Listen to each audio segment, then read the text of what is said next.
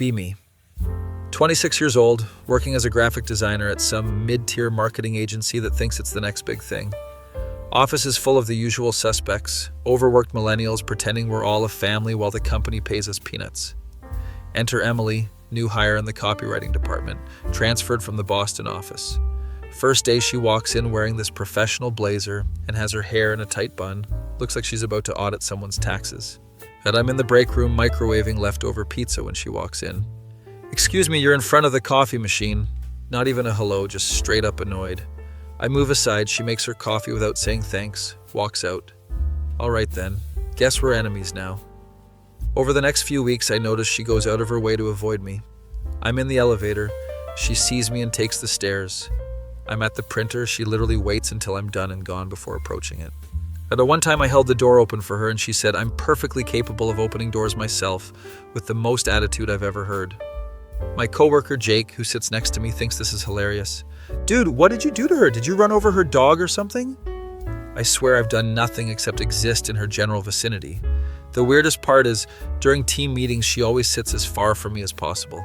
Like literally, if I'm on the left side of the table, she'll sit on the complete opposite end. Our boss Marcus notices and makes a joke about it once. "Emily, why don't you sit closer? We don't bite. Well, except for Dave here." Everyone laughs. Emily just gives this tight-lipped smile and stays where she is. I'm starting to develop a complex about this. Maybe I smell bad? No, I shower every day and wear deodorant. I'm not some Reddit moderator. Maybe she heard some rumor about me. But I'm literally the most boring person here. And I go home and play video games. Fast forward 2 months into this Cold War. It's a Friday evening around 6 p.m. Most people have left. I'm finishing up some designs for a client presentation on Monday because I'm a chronic procrastinator. I'm the last one on my floor, or so I think. I'm about to leave when I see Emily still at her desk, typing furiously. She looks stressed, keeps checking her phone, seems anxious about something.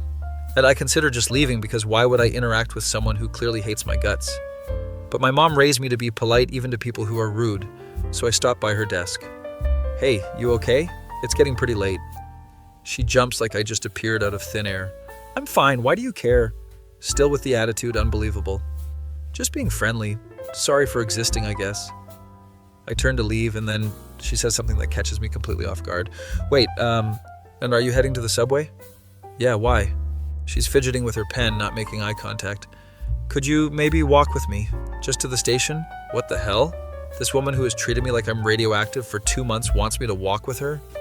You've spent 2 months acting like I'm a disease and now you want me to walk with you? She looks embarrassed, her face is turning red. Forget it, never mind, stupid idea. She starts packing up her stuff aggressively. Against my better judgment, curiosity wins. "No, wait, I'll walk with you. I'm going that way anyway." She pauses, looks relieved. "Thank you." We walk to the elevator in complete silence. The tension is so thick you could cut it with a knife. We get outside and she's walking really fast, keeps looking over her shoulder. "Are you being followed by someone or something?" "No, I don't think so. The subway station is kind of sketchy at night." "Fair enough." And our office is in a part of downtown that gets pretty empty after business hours. We're walking and she's staying close to me, which is ironic given how much distance she usually maintains. "So, how are you liking the office?" I ask, trying to make this less awkward. "It's fine." Oh, we're back to one-word answers. Great. Cool. I'm just making conversation since we're walking together and all." She doesn't respond. We get to the subway station. She looks like she wants to say something, but doesn't. "Well, here we are. Have a good weekend." "Yeah, you too." She disappears down the stairs, and I stand there confused as hell about what just happened. The weekend passes, I don't think much of it. Monday morning, I get to work. Emily completely ignores me again like Friday never happened. Back to taking the stairs when I'm in the elevator, avoiding eye contact, the whole routine. Jake notices my confused expression.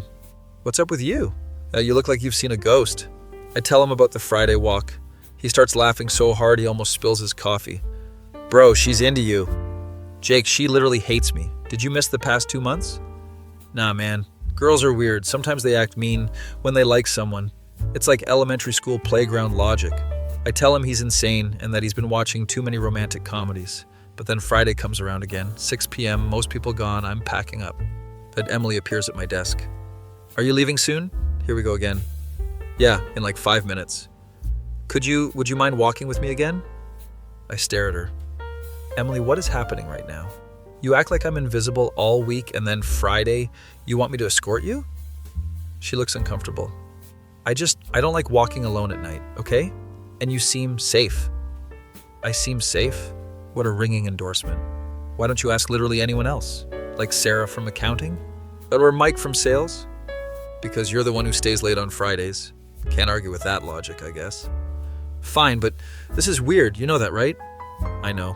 So we walk to the subway again. Same awkward silence. This time I decide to push a little. Why do you hate me? I don't hate you. You've ignored me for 2 months straight. You avoid me like I have the plague. You won't even sit near me in meetings. She's quiet for a long moment. I don't hate you. I'm not good with new people. Emily, I've worked here for 3 years. You're the new person. I meant new to me specifically. This woman's logic is incredible.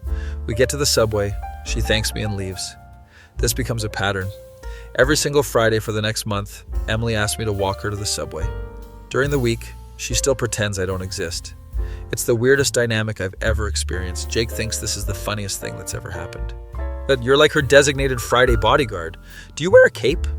Shut up, Jake. Our other coworker, Rachel, gets wind of this situation. Rachel is one of those people who knows everything about everyone. Unofficial office gossip queen. She corners me at my desk one Tuesday. So, you and Emily, what's the deal? There is no deal. She just asked me to walk with her on Fridays. Rachel gets this knowing look on her face. Interesting. Very interesting. What's interesting? No, she still acts like I don't exist. Oh, honey, that's exactly what makes it interesting. Women are so cryptic, I swear. Month 3 of this bizarre arrangement. It's a Friday. We're doing our usual walk. Emily is slightly less silent than usual, actually mentions something about the weather. It's getting colder, winter's coming. Yeah, I should probably get a new coat. Riveting conversation, truly. We're almost at the subway when these 3 guys start walking towards us. Yet they look drunk or high, probably both, stumbling around. Emily immediately moves closer to me, grabs my arm. The guys pass by us. One of them says something gross I won't repeat. I flip them off, they keep walking. Emily is still holding my arm even after they're gone. You okay? Yeah, thanks for, being here. She lets go of my arm but stays close. We get to the subway and she lingers for a moment. I really do appreciate this, the walking thing. And I know I'm not the easiest person to deal with. It's fine, I get it. City can be sketchy. She smiles, actually smiles at me for the first time ever. Then she goes down the stairs and I'm left standing there wondering what alternate dimension I've entered. Monday morning, back to ignoring me. But I notice something different. During our team meeting, she sits 1 seat closer than usual. Not next to me, but not at the opposite end of the table either. Progress, maybe? And Jake definitely notices. Dude, she's in your orbit now. This is happening. Nothing is happening. She probably just wanted that specific chair. Keep telling yourself that, buddy. Wednesday afternoon, I'm in the break room making coffee. Emily walks in. I expect her to turn around and leave. She doesn't. She actually walks up to the coffee machine and waits for me to finish. Hey, did she just greet me on a Wednesday? Hey. I finish making my coffee in stunned silence. As she makes hers, we're standing there together. This is unprecedented. So, big project? I ask, pointing to the stack of papers she's carrying. Yeah, Marcus wants a complete campaign overhaul by Friday. It's hell. We're having a conversation, a real conversation, on a Wednesday. That sucks. Marcus always dumps stuff last minute. Right? Like he has no concept of time management. We're bonding over our boss being incompetent. This is actually happening. Rachel walks in and sees us talking. And her eyes go wide. Emily notices Rachel staring and immediately clams up. I should get back to work. She leaves quickly. Rachel looks at me with this huge grin. Oh my God, you two were having a civil conversation. It was just coffee talk. Calm down. This is huge. She never talks to anyone casually, especially not on Wednesdays. Why is everyone obsessed with what day of the week it is? Friday rolls around. I'm honestly curious how this walk will go after Wednesday's breakthrough. And Emily comes to my desk right at 6 p.m. Ready? Yeah, let me just save this file. We walk to the elevator. She seems more relaxed than usual. We get outside and she starts talking without me having to prompt her. I finished that project Marcus wanted, stayed up until 2 a.m. last night. Damn, that's brutal. Did he at least appreciate it? He said it was good but wants revisions, of course. We're walking and talking like normal people. She's telling me about her apartment and how her roommate is annoying and leaves dishes everywhere. I tell her about my apartment, how my upstairs neighbor sounds like he's moving furniture at 3 a.m. every night. We're actually laughing together. This feels surreal. We get to the subway station and she stops. Thanks again for walking with me. I know you probably think I'm crazy with the whole ignoring you all week thing. I mean, it is pretty weird, not gonna lie. She bites her lip, looks nervous. I have social anxiety. Pretty bad, actually, and I'm working on it, but large groups and offices make me really uncomfortable. Oh. I'm not trying to be rude or mean. I shut down around people until I know them better. It's a defense mechanism. Suddenly, the past 3 months make a lot more sense.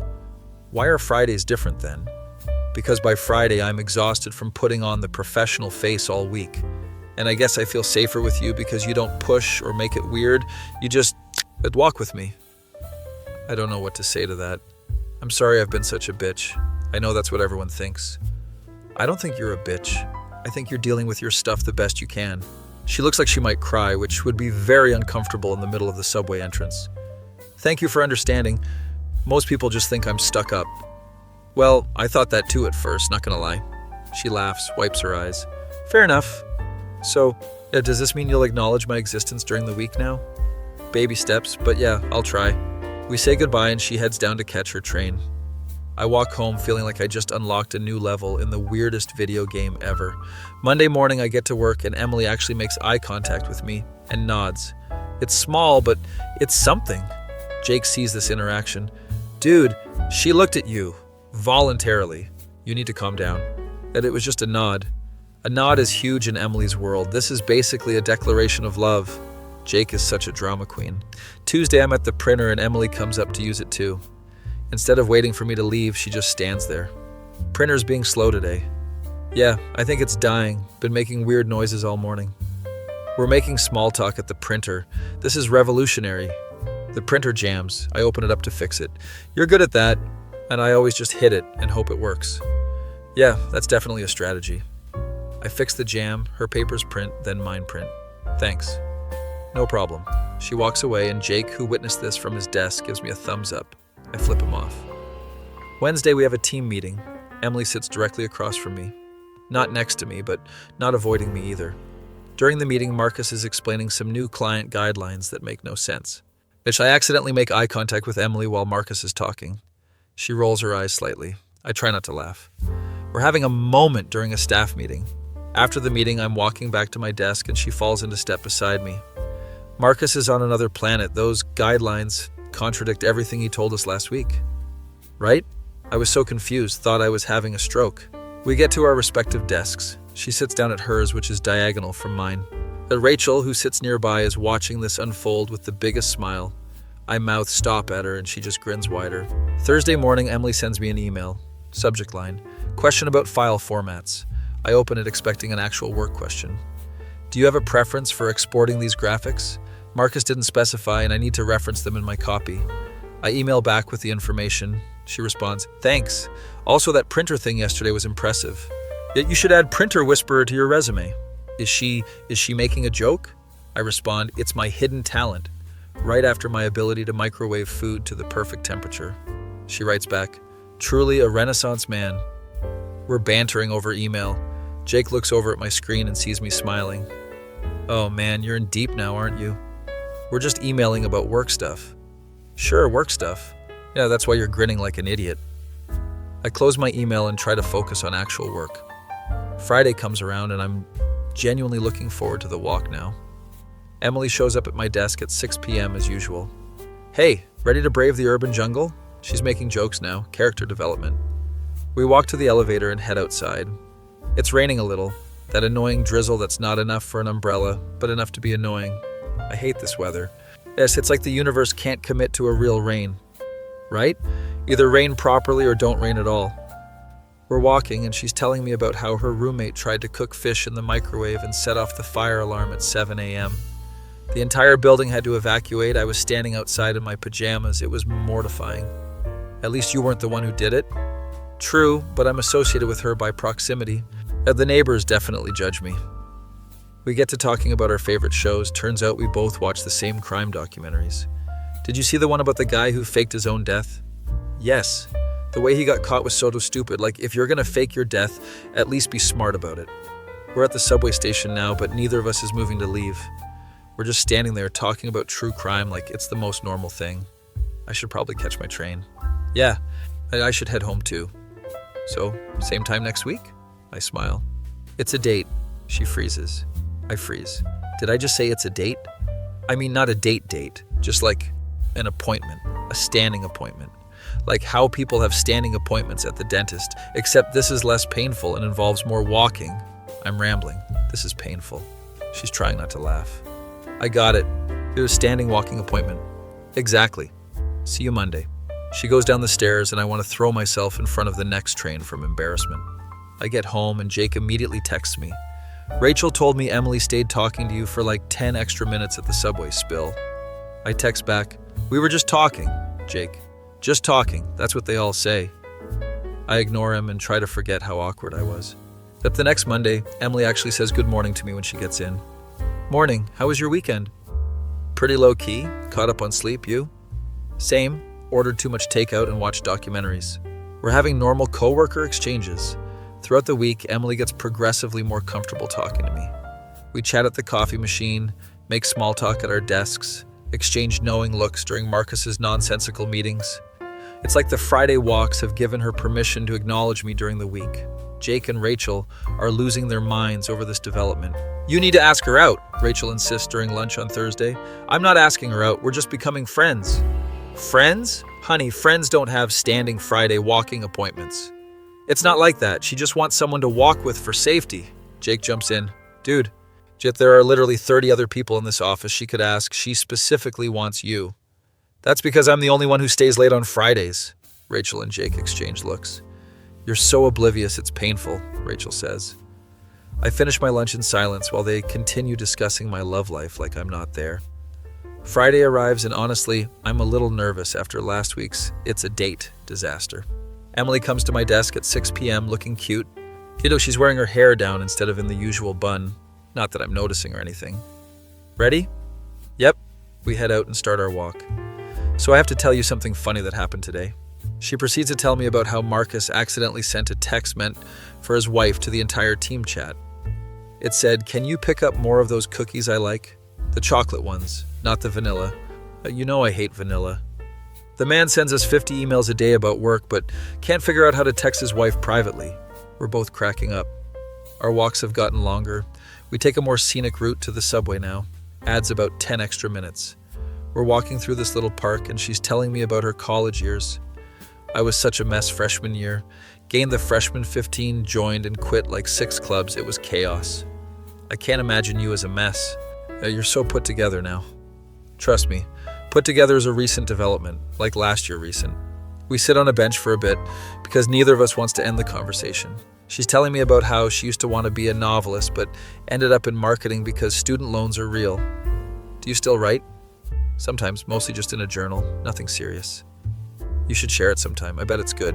She looks at me and there's this moment. Do you know that moment in movies where two people are just looking at each other and the world kind of fades away? It's like that. Then some jogger runs by and breaks the spell. We should probably get going, it's getting late. Yeah, right, of course. We walk to the subway in slightly awkward silence. At the entrance, she turns to me.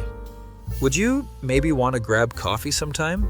Like not at the office coffee machine, like actual coffee at a coffee shop. My brain short circuits. Like, what, as friends? I ask like an idiot. She looks embarrassed. Or, maybe as a date, if you want. If not, that's totally cool. We can just forget I asked. No, yes, I want to as a date. That would be, yeah. Smooth, real smooth. She's smiling though. Okay, cool. How about Sunday? Sunday's perfect. We exchange numbers. Like actually exchange numbers for personal use, not work stuff. She heads down to catch her train and I'm standing there like an idiot with a huge grin on my face. I immediately text Jake. She asked me out. Jake responds in all caps, I told you so, I told you so, I told you so. Rachel texts me.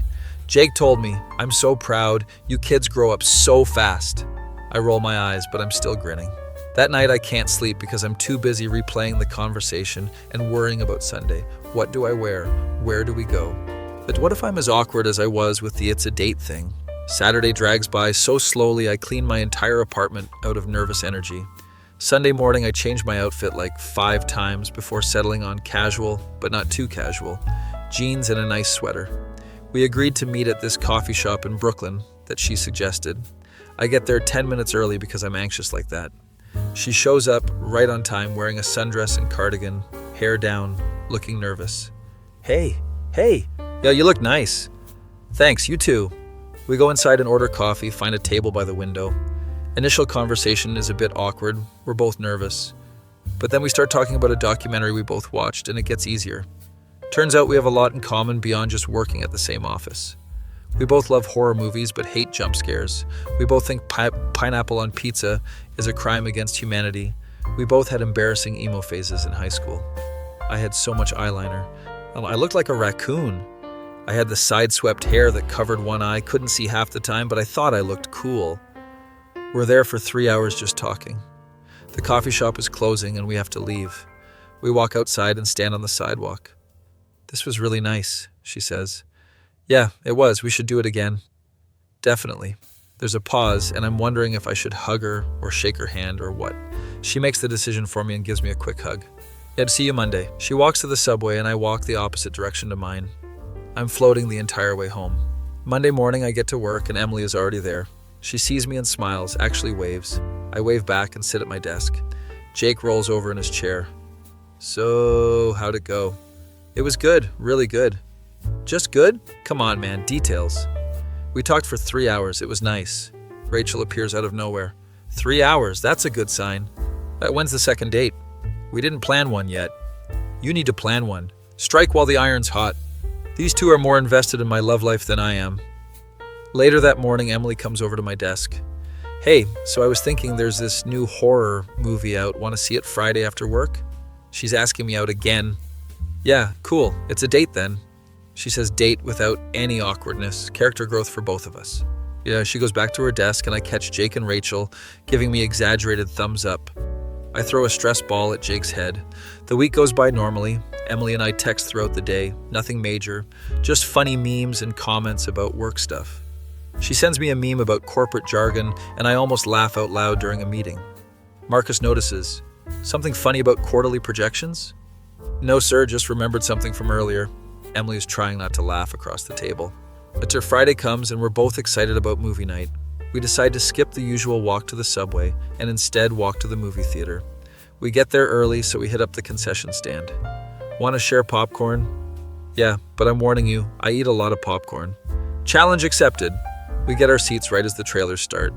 The movie is actually pretty scary. Not jump scare scary, but psychological horror scary. At halfway through, there's a particularly intense scene and Emily grabs my arm. I don't pull away. She doesn't let go, even after the scene ends. By the end of the movie, we're basically holding hands. We walk out discussing the plot and what the ending meant. I think the monster was a metaphor for grief. No way. It was definitely about generational trauma. We debate this all the way to the subway station. At the entrance, we stop and there's that moment again. I had a really good time tonight. Me too. She's standing close, looking up at me.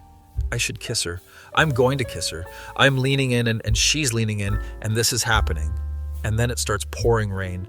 Like instantly, like someone turned on a faucet. We both jump back and start laughing. We should probably get inside. Yeah, you're gonna get soaked. She kisses me on the cheek quickly. Text me when you get home. Then she runs down the subway stairs. Yes, I'm standing in the rain like an idiot, but I don't even care. I get home completely drenched and text her. Home safe. Sorry about the rain ruining the moment. She texts back, there will be other moments, followed by a smiley face emoji. I go to bed that night thinking about how the girl who pretended to hate me for 2 months just said there will be other moments. My face when the woman who wouldn't even make eye contact with me is now planning future moments. Be me. 1 month into officially dating Emily, life is weird in the best way possible. We decided to keep it quiet at work for now because office relationships are always drama magnets. Jake and Rachel obviously know because they have the observational skills of FBI agents. You two are so obvious, you literally smile every time you look at each other, Rachel whispers during a coffee break. We do not. You're smiling right now just because I mentioned her. Damn it, she's right.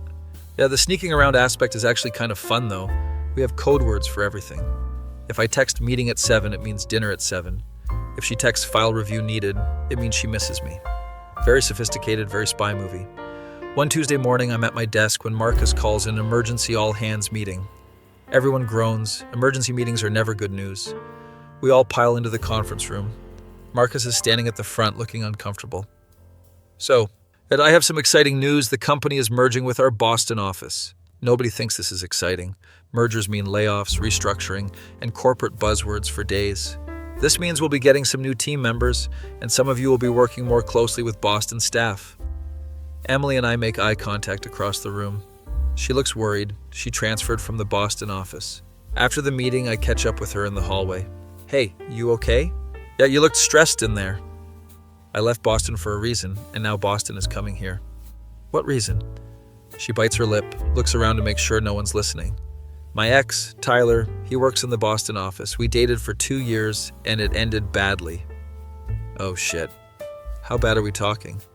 He cheated on me with someone from our team. I requested a transfer to get away from him, and now there's a chance he might be coming here. This is not ideal. Yeah, maybe he won't be one of the people they send? With my luck, he'll definitely be here. She's not wrong. The universe loves irony. 2 weeks later, the Boston crew arrives for integration meetings. I'm walking into the building Monday morning when I see Emily standing in the lobby looking like she's seen a ghost. There's this tall guy with slicked back hair and a suit that probably costs more than my rent talking to Marcus. Emily grabs my arm. That's him. That's Tyler. Of course it is. Tyler looks over, sees Emily, and his face lights up. Emily, oh my God, I didn't know you were at this location. He's walking over and Emily's grip on my arm tightens. Tyler, hi, what are you doing here? I'm part of the integration team. I'll be here for the next 6 months helping merge the operations. 6 months. That's a long time. Tyler notices me for the first time. Who's this? This is Dave, he's a designer here. Nice to meet you, man. He extends his hand. I shake it, his grip is way too firm, very trying to assert dominance energy. We should grab lunch and catch up, Em. It's been too long. Em? Who calls her Em? I'm pretty busy this week. Oh, come on, for old time's sake? Emily looks uncomfortable as hell. I'll check my schedule. Tyler winks at her and walks away. Did he just wink? I hate everything about this, Emily says. That guy is your ex? He seems like he hosts a podcast about crypto. She laughs despite herself. He's actually worse than he seems, trust me. Throughout the day, Tyler keeps finding excuses to talk to Emily. He stops by her desk like 4 times with questions about procedures. I'm watching this from my desk, getting progressively more annoyed. Jake wheels over to me. Who's the guy bothering Emily? Her ex from Boston. Yikes, he's got that energy. You know what I mean? What energy? Like he definitely has a LinkedIn with 500 plus connections and calls himself an entrepreneur. Jake is spot on with character assessments. At lunch, I text Emily. You surviving? She texts back. Barely. He won't leave me alone. I'm hiding in the bathroom. I text, want me to stage an emergency?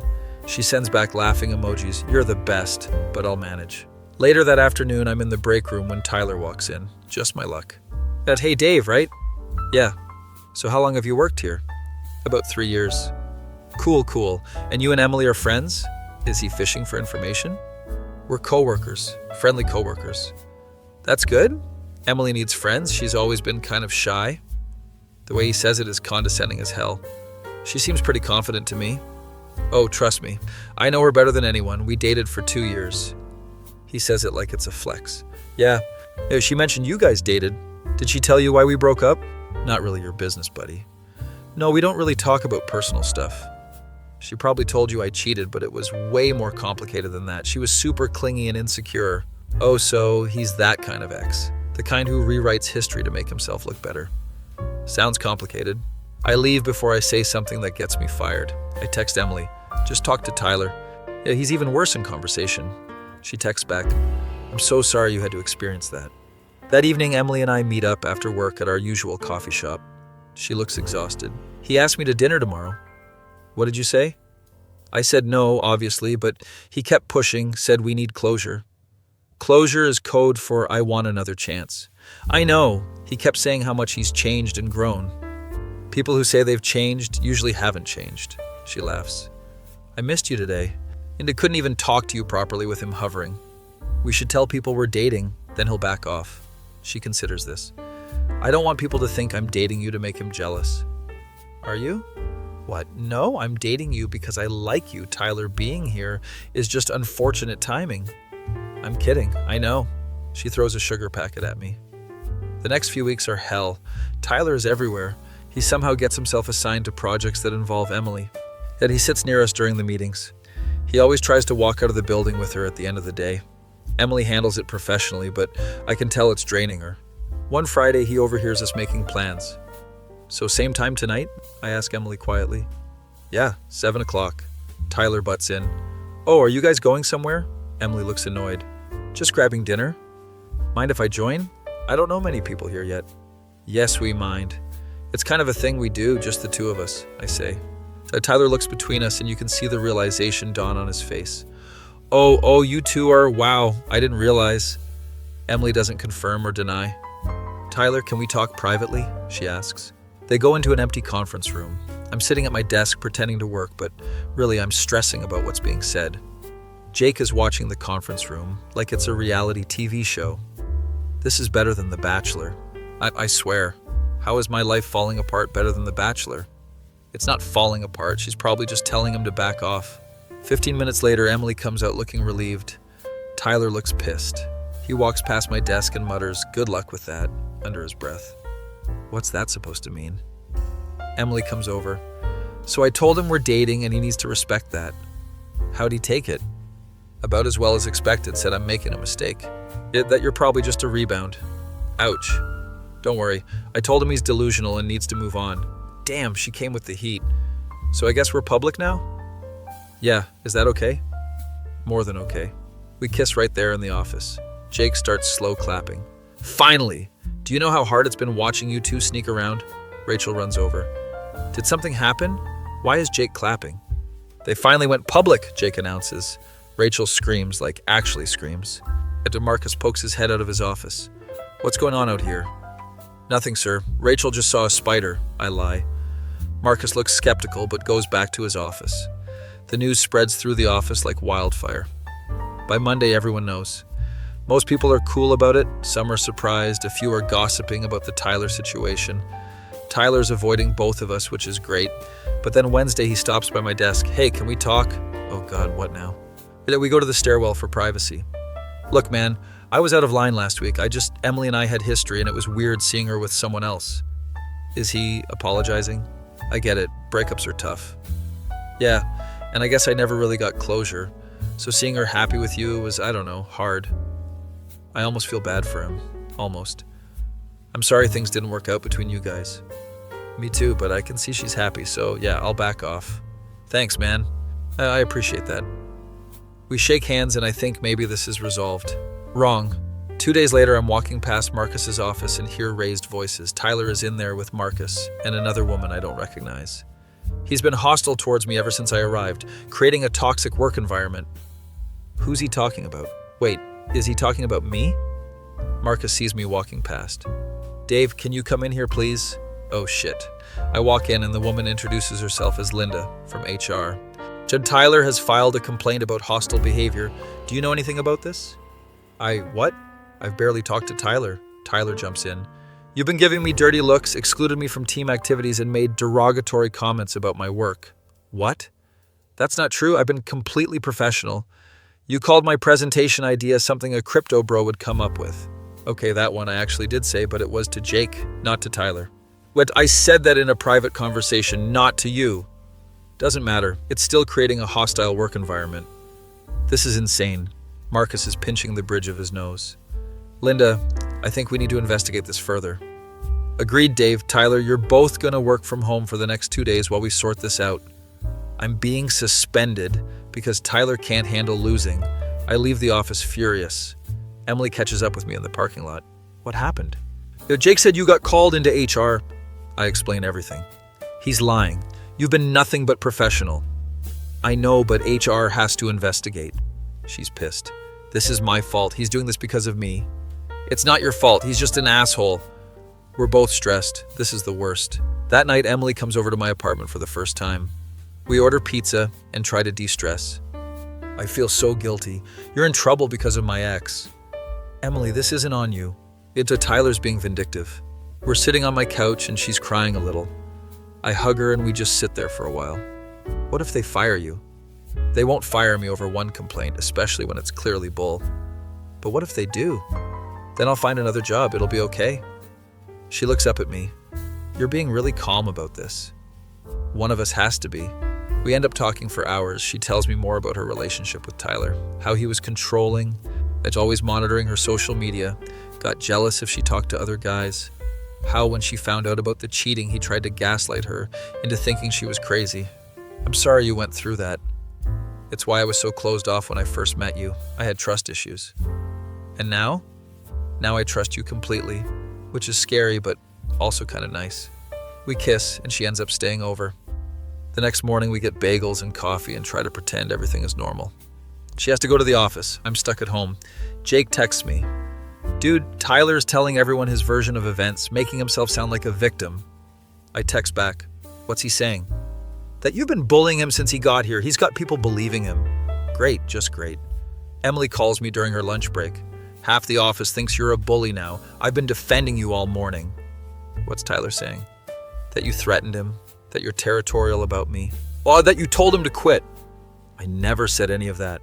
I know, I'm telling everyone, but some people love drama and want to believe it. This is a nightmare. Rachel calls me later. Okay, so I did some digging. Tyler has done this before. What do you mean? At the Boston office, he filed complaints against 2 other people, both guys who dated Emily after him. You're joking. I wish I was. I talked to someone who transferred from Boston. I know Tyler has a pattern. Did you tell HR? I emailed Linda everything. Hopefully it helps. Day 2 of my suspension, Emily comes over again. I talked to Marcus, told him Tyler's history. What did he say? He said he'd look into it, but seemed skeptical. We're both frustrated and worried. That night we decided to distract ourselves with horror movies. Halfway through, Emily says, if this doesn't work out, if you get fired, would you hate me? Emily, I could never hate you. But your job and your career. I'd rather have you than a job at a company that doesn't believe me. She starts crying happy tears. That's the nicest thing anyone's ever said to me. You're worth way more than a marketing job. We fall asleep on the couch watching movies. Friday morning, I get an email from HR. Please come in for a meeting at 2 p.m.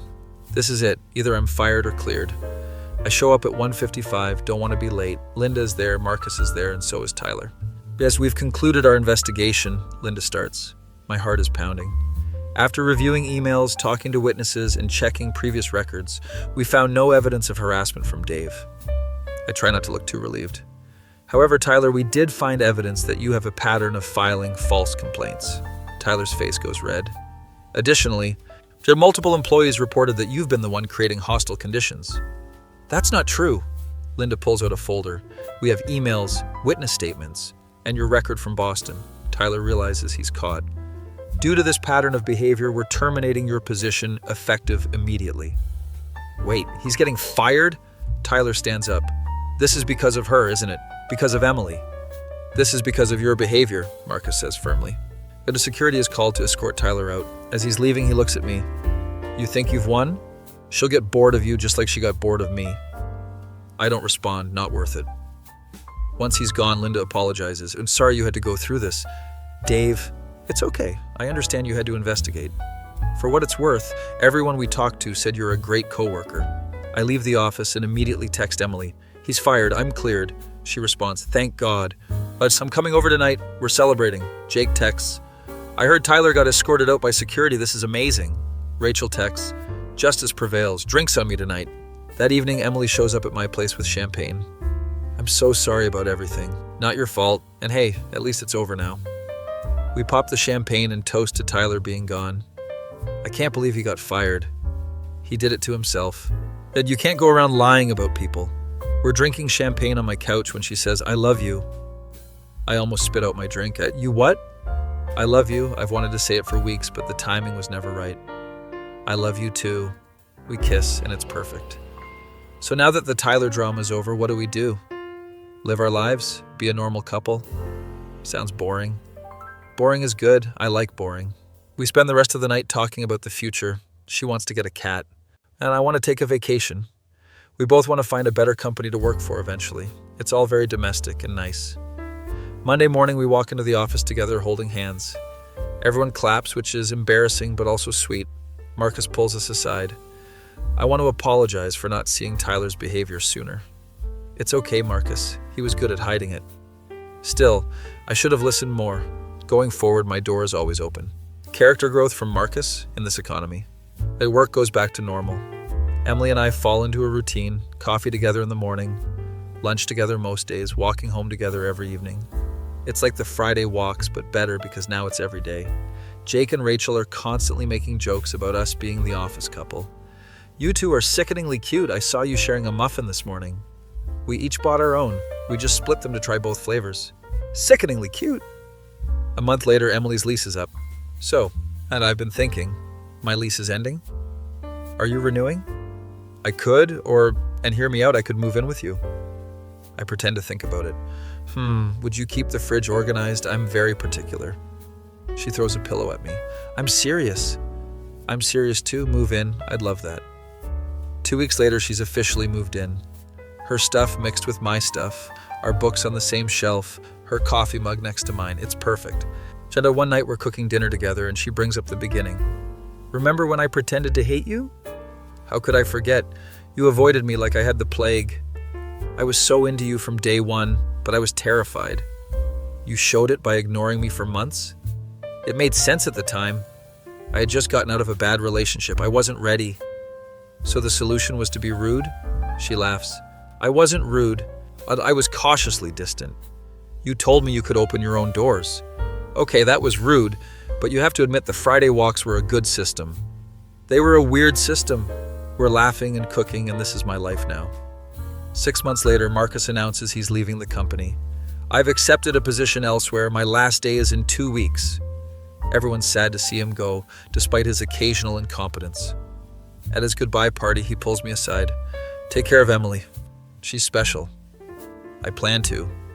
And Dave, that thing with Tyler taught me something. Always listen to your employees. You never know what's really going on. That's good wisdom, Marcus. I'm full of wisdom now that I'm leaving.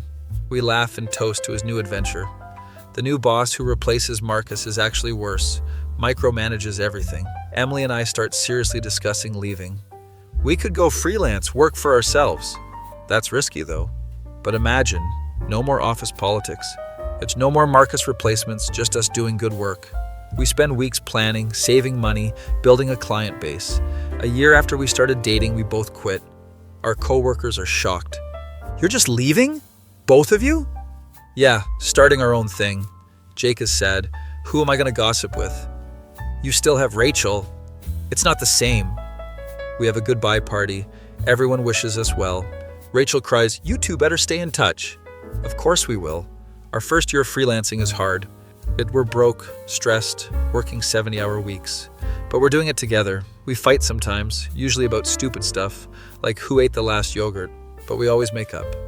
Year 2 gets easier. We have steady clients. We're making decent money. We adopt a cat, name her Pixel. Emily starts writing seriously again, publishes some short stories. I start taking on passion projects instead of just corporate work. Life is good, really good. But we're sitting on our couch one random Tuesday night when Emily says, you know what's funny? What? I spent 2 months pretending to hate you, and now I can't imagine my life without you. Character development. Shut up. She kisses me and Pixel meows for attention. This is my life, our life. Started with awkward Friday walks and hostile work encounters. Now we're business partners, roommates, best friends. Jake still texts me memes. Rachel still checks in monthly. But we even grab drinks sometimes, talk about the old office drama. Remember when Tyler got escorted out by security? Classic moment. Should have filmed it. Life's pretty good when you're with someone who makes you laugh, even when you're eating ramen for the 3rd night in a row. That feeling when the girl who wouldn't sit near you in meetings is now your business partner and you're planning to propose next month. Be me. 2 years since Emily and I started dating. 6 months into running our freelance design and copywriting agency. Life is chaotic, but in a good way. The kind of chaos that comes from building something with someone you love. We work from our apartment, which means we're together 24/7. Some couples would crack under that pressure, but somehow we make it work. Probably because Emily is still the same person who needed alone time, and I respect that. But do we have a system where if one of us needs space, we just say recharge mode, and the other person knows to back off for a bit? It's Thursday morning. I'm working on a logo design for a tech startup that thinks they're revolutionizing something that doesn't need revolutionizing. Emily's on a video call with a client who keeps saying synergy and leverage unironically. I can see her trying not to roll her eyes. After the call ends, she walks over to my desk. Yeah, that client wants us to write copy that speaks to the millennial zeitgeist, whatever that means. Did you tell them millennials are in their 30s and 40s now? I tried. They insisted millennials are teenagers. That's Gen Z. I know. We laugh about client stupidity for a while. This is our version of bonding. Later that day, my phone rings. It's my mom. Hey, sweetie, how's the business going? It's good, Mom. Busy, but good. That's wonderful. But so when are you going to propose to Emily? Mom, I don't know. I'm working on it. Working on it?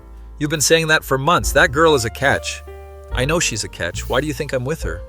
Then put a ring on it. What are you waiting for? I'm waiting for the perfect moment, but I don't tell my mom this. Soon, Mom, I promise. You better. I'm not getting any younger, and I want grandkids. Mom, she laughs, and we talk about other stuff. Chad, after we hang up, Emily looks at me curiously. Was that your mom asking about marriage again? How did you know? Because you get this panicked look every time. I'm not panicked. You're literally sweating. Damn it, she knows me too well. I've actually been planning the proposal for weeks. Bought a ring last month, been hiding it in my sock drawer, which is apparently where every guy hides rings, and to planning to do it at the park where we had our first real conversation during those Friday walks. Very sentimental, very romantic, hopefully not too cheesy. Friday afternoon, we're both exhausted from the week. Want to go for a walk like old times? Emily suggests. This is perfect. This is my moment. Yeah, let's go to that park we used to stop at. The one near our old office? Exactly. We get changed and head out. It's a beautiful evening. Sun is setting. There's a nice breeze. Oh, I'm nervous as hell. Ring box is in my pocket, feeling like it weighs 50 pounds. We're walking and talking about our plans for the business. I think we should hire someone. We're getting too many clients. Yeah, maybe a junior designer to help with basic stuff. Exactly. Then we can focus on bigger projects. We get to the park and sit on our usual bench. This is it. This is the moment. I'm about to reach for the ring when some kid runs by screaming and spills ice cream all over my pants. Oh my God, I'm so sorry. The kid's mom runs over with napkins. I'm covered in chocolate ice cream, moment officially ruined. Emily is trying not to laugh. It's okay, accidents happen, I tell the mom. We go home so I can change, proposal postponed. Did you just laugh at me getting ice creamed? A little bit, your face was priceless. I was in the middle of something. The middle of what? Nothing, just thoughts, thinking thoughts. She gives me a weird look but drops it. At attempt number 2, Saturday morning. I suggest we get breakfast at the coffee shop where we had our first date. Okay, but why are you being so weird? I'm not being weird. You've been weird since yesterday. We get to the coffee shop and I'm waiting for the right moment. We're halfway through our coffee when Emily's phone rings. It's her mom. There's an emergency. Turns out her dad fell and hurt his back. Not serious, but they need help. But we spend the entire day at her parents' house helping them out. Proposal postponed again. Emily's dad is telling embarrassing stories about her childhood. She used to hide under the table whenever guests came over. Dad! It's true. Shy little thing. Wouldn't talk to anyone. I overcame that. Barely. Took you 2 months to talk to this one. He points at me. Everyone laughs. Emily is mortified. We're driving home and I'm thinking third time's the charm. Do I want to order pizza and watch a movie tonight? Can't. I have a deadline tomorrow. That millennial zeitgeist copy. Proposal officially postponed to next week. Monday morning, Jake texts me. Dude, did you propose yet? I told Jake my plan like an idiot. No, keep getting interrupted. Just do it at home. That's not romantic. Who cares? She loves you. He has a point, but I want it to be special. Tuesday. Emily has a weird look on her face all day. Everything okay? Yeah. Oh, just thinking. About what? Stuff. Very descriptive, Em. Wednesday, she's being extra affectionate, keeps hugging me randomly. What's gotten into you? Can't I just hug my boyfriend? You can, it's just unusual midday. I'm appreciating you. Okay then. Thursday night, we're having dinner and she's acting nervous. So I need to tell you something. Oh God, what now? Okay? I've been thinking about us, about our future. This sounds serious. And I realized that we've been together for 2 years, living together, running a business together, and I want to make it official. Wait, what? She pulls out a ring box. What? I know traditionally guys propose, but I'm not traditional, and I love you, and will you marry me? I just sit there in shock. She's proposing to me? You're proposing to me? Yes, is that okay? I know it's unconventional, but I didn't want to wait for you to do it. I start laughing. Why are you laughing? Yeah, was that a no? I pull out my ring box from where I've been carrying it all week. Her jaw drops. You were going to propose to me? I've been trying to all week. We're both laughing now. So we're both idiots. Apparently. Is that a yes? Of course it's a yes. We both put rings on each other, can't stop laughing. This is the weirdest proposal story ever. We're the weirdest couple ever. We kiss and Pixel meows like she's judging us. I immediately call Jake. She proposed to me. What? And I thought you were proposing to her. I was. We both had rings. This is the most on-brand thing you two could do. He's not wrong. Emily calls Rachel, who screams so loud I can hear it through Emily's phone. This is amazing. You guys are perfect. We spend the rest of the night laughing about how we're both horrible at timing. Next morning, we post the news on social media. The caption is, we couldn't decide who should propose, so we both did.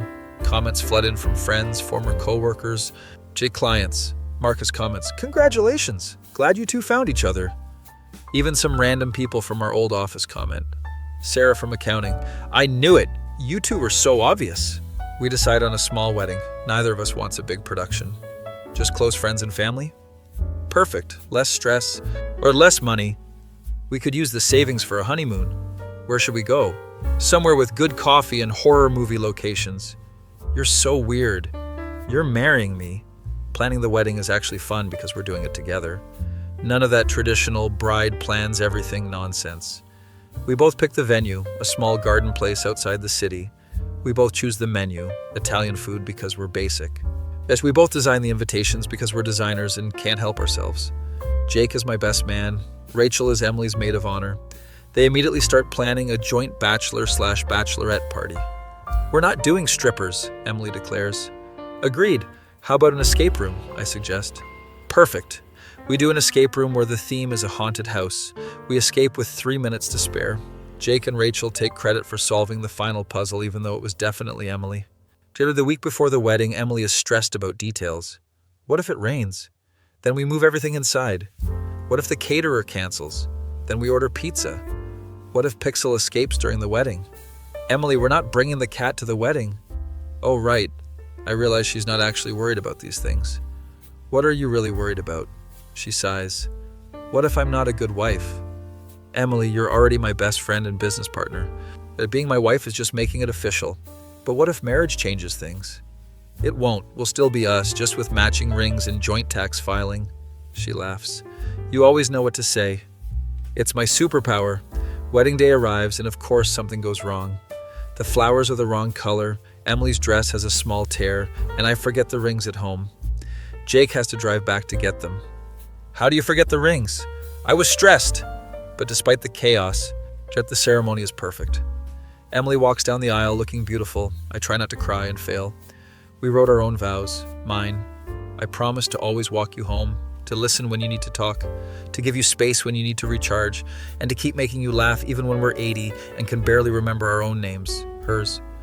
I promise to stop pretending I hate you in any capacity, to support your dreams even when they're weird, to share my fries even though I said I wasn't hungry, and to love you forever even when you spill ice cream on yourself. Everyone laughs at the ice cream reference.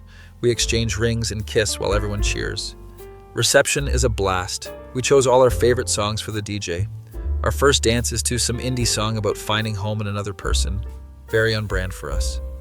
Emily's dad gives a speech. I'm glad Emily found someone who appreciates her quirks. It's like how she needs 10 minutes of silence before coffee. My mom gives a speech. I told Dave to propose months ago, but apparently these two were competing to propose first. Jake's speech is mostly him roasting us.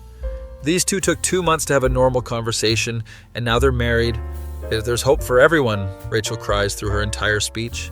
I watched them fall in love from my desk, and it was like watching a slow-burn romance novel, except with more office coffee. We cut the cake and Emily smashes a piece in my face. Revenge for the ice cream incident. Fair enough. Later that night, we're slow dancing and Emily whispers, thank you for not giving up on me when I was being difficult. You weren't difficult. You were worth the wait, smooth talker. I have my moments. We kiss, and for a moment it's just us, no guests, no music, just us. Honeymoon is in New Orleans, good coffee, and supposedly haunted locations everywhere. We do a ghost tour the first night. Do you think ghosts are real? Emily asks. I think if they were real, they'd have better things to do than haunt tourist traps. We spend the week eating amazing food, listening to live music, and exploring the city.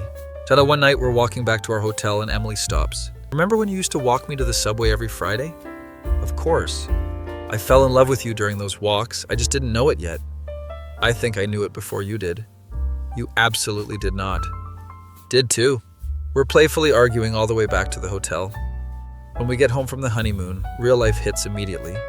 We have 15 client emails, bills to pay, and Pixel destroyed a roll of toilet paper. So welcome to married life, Emily says sarcastically. Wouldn't have it any other way. We get back into our work routine, except now we're spouses. Honestly, not much changes. We were already living together and sharing everything. But there's something nice about calling her my wife instead of girlfriend. A few months later, we hire our first employee, a designer named Chris, fresh out of college. This is so weird. We're someone's boss, Emily says. We're adults now. Do we have responsibilities? We're playing house, but with real money. Chris is great. Takes on a lot of the workload we were drowning in. We can finally take weekends off. We start a new tradition. Sunday morning walks to get coffee. Like the old Friday walks, but better because now it's our choice. One Sunday, Emily says, I've been thinking about the future. Oh no. Shut up. I mean, like, do we want kids someday? Big question. Do you want kids? I don't know, maybe. Do you? Also don't know, maybe. Very decisive. We don't have to decide now. True, but we should think about it. We spend the next few months occasionally bringing up the kid topic. Pros and cons lists are made. Pro, we'd make cute kids. Con, they'd inherit our anxiety. Pro, we could teach them to be creative. Con, teenagers. Eventually we decide maybe in a few years, no rush. Meanwhile, the business is growing. We move from our apartment to an actual office space. It's small, but it's ours. We hang up our business license on the wall like proud parents. We did this. We really did. Jake and Rachel come to visit our new office for the grand opening. Look at you two, all professional. We're adults now, allegedly. Could have fooled me, Jake says. We order pizza and we have an impromptu party. Sitting in our new office with our friends, I realize how far we've come. From Emily avoiding me in elevators to this, married and running a business together. Wait, what are you thinking about? Emily asks. Just how weird life is. Good weird? The best weird. Year 3 of marriage, year 2 of the business. We're profitable. We have 3 employees now. We're thinking about expanding. Emily's novel that she's been working on is getting interest from agents. One of them wants to set up a call. That's amazing. What if they hate it? They won't. It's good. You haven't even read it. I've read chapters. It's good. Her book gets picked up by a small publisher. She cries happy tears for an hour. I can't believe this is happening. I can. You're talented. You're biased. Biased, but correct. We celebrate by going to that same coffee shop where we had our first date. We should come here for every major life event. We should buy stock in this place with how often we're here. The barista recognizes us. Oh, you're the couple that proposed to each other. Apparently we're local legends now. Life continues, sometimes chaotic, sometimes calm. We fight about dishes, about money, about whose turn it is to clean Pixel's litter box. But we always make up, usually within an hour. I'm sorry I snapped at you about the dishes. I'm sorry I left them there for 3 days. Healthy communication, growth. Go to one night we're lying in bed and Emily says, I'm glad you didn't give up on walking me home. I'm glad you asked me to. What do you think would have happened if you'd said no that first time? I probably would have regretted it forever. Or we would have never spoken again and you'd be married to someone else. Impossible. No one else would tolerate my quirks. True. We fall asleep holding hands like sappy people in rom-coms. 5 years after we first met, 3 years married, in thriving business, published novel, and 1 very spoiled cat. Jake texts me random Friday nights. Remember when you used to walk Emily to the subway? How could I forget? Who would have thought that would lead to all this? Not me, that's for sure. Emily reads over my shoulder. Tell Jake I said hi. She says hi. Tell her Rachel wants to do dinner next week. We schedule dinner with Jake and Rachel. They're still at the old company. How's the new boss? Emily asks. But worse than Marcus somehow, Rachel says. That's impressive. We laugh about old office drama. Feels like a lifetime ago. Remember Tyler? Jake brings up. Oh God, don't remind me, Emily groans. I heard he got fired from his next job too, Rachel adds. Karma. We toast to karma and to old friends. Walking home from dinner, Emily says, I'm glad we left that place. Me too. Think we would have ended up together if we'd stayed. Probably. We were inevitable. Inevitable. Oh, that's romantic. I'm a romantic guy. You forgot our anniversary last month. I remembered 3 days later. Very romantic. We're laughing as we walk up to our building. This is my life now. Our life. From hostile coworker to Friday walking companion to girlfriend to wife to business partner. The strangest journey with the best ending. Emily squeezes my hand. Thanks for being patient with me when I was being weird. Thanks for eventually acknowledging my existence. It only took 2 months. Best 2 months of torture I've ever experienced. We kiss in the elevator on the way up to our apartment. Pixel is waiting at the door, meowing because she's dramatic. She gets that from you, I tell Emily. Excuse me. You're both dramatic. I am not dramatic. You cried at a commercial yesterday. It was a sad commercial about dogs. We're still bickering as we feed Pixel and get ready for bed. This is love, apparently. Arguing about who's more dramatic while splitting a pint of ice cream on the couch. Couldn't ask for anything better. Next morning, Emily wakes me up. Guess what? What? Remember how we said maybe kids in a few years? Oh no. Yeah? What if we move that timeline up? Like how far up? Like now? I sit up in bed. Now? I mean, not this exact second, but soon. Is this because your book got published and you're feeling accomplished? Maybe? Is that bad? No, it's, wow, this is big. Too big. No, I mean, if you're ready, I'm ready. Really? Really? We hug and Pixel jumps on the bed, judging us. Oh, she's gonna hate having a baby around. She'll adjust. I have no idea if we're ready for this, but we're doing it anyway. 6 months later, Emily takes a test. Positive. We're gonna be parents. Oh God, we're responsible for a human. We run a business. We can handle this. Business doesn't cry at 3 a.m. Pixel does. That's different. We're both excited and terrified. Jake and Rachel are ecstatic.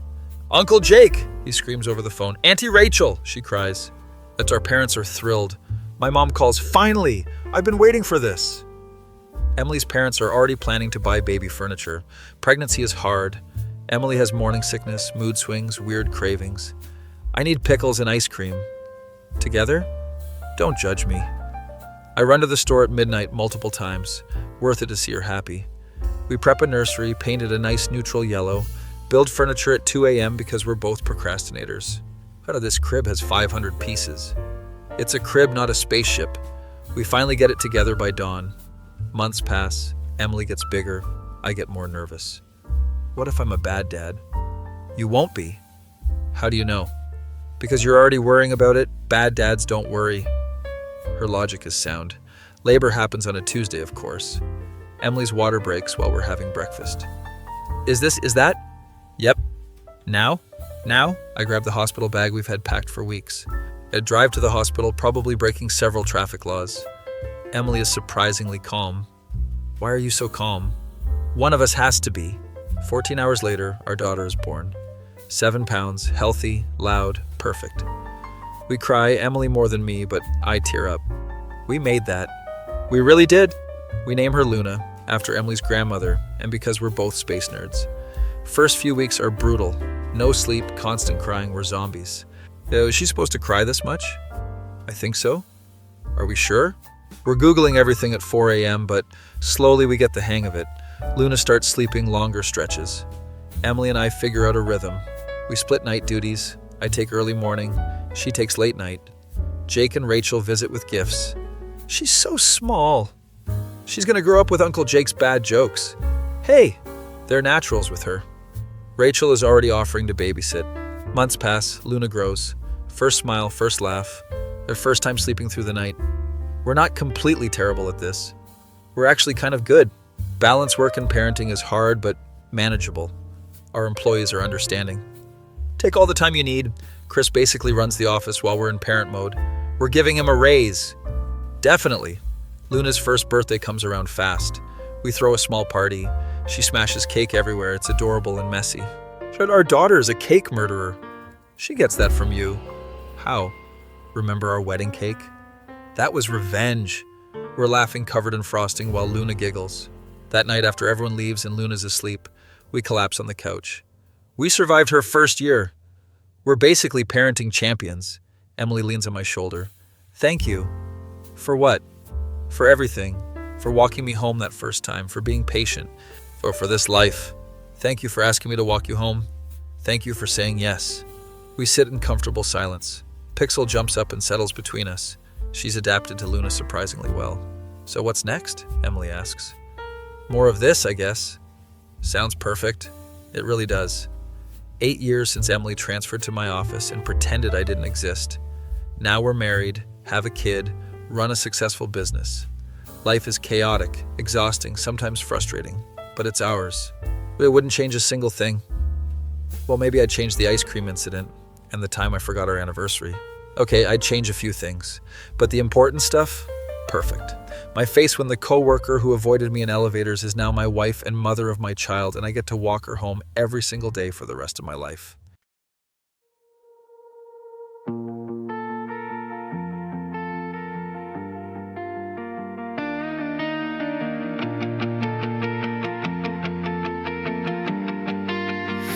She walked right past me in the hall, wouldn't even catch my fall. 2 months of silence, cold as stone, and Friday nights she'd ask to walk her home.